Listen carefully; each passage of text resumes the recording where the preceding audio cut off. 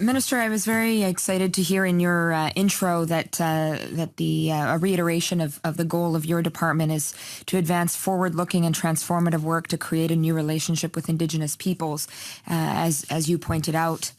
Where I come from, a pressing issue that is very much related to neglect of Indigenous communities as well as climate change is the fact that winter roads are melting across our region.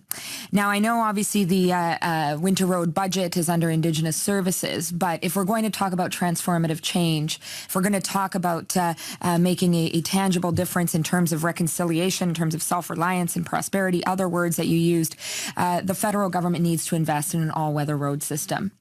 It is clear that these communities are living a crisis. In fact, this committee just a few short months ago heard from former Chief Barons who talked about how the isolation that so many of these communities experience is connected to suicide, is connected to the sense of hopelessness, and is connected to the lack of opportunities that these communities create.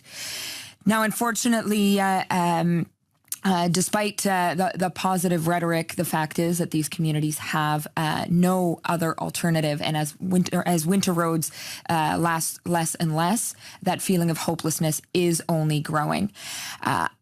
Your government has done nothing to commit to an all-weather road system in the last few years of your mandate.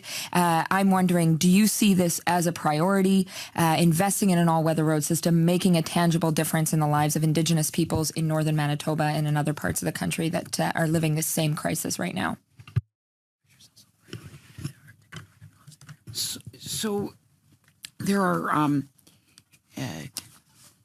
I'm very proud that we were able to get the railroad built or committed to Churchill. I think that is going to completely open up things. And obviously the Shoal Lake road, which opens this week, is important. But I think you're quite right that there is that in terms of construction, in terms of all of these things, that with climate change and the shortened winter road availability, that there needs to be permanent solutions, and we're pleased that we at least were able to invest in the grid that has a much more stable, access to electricity. But I think that we need to work with our partners and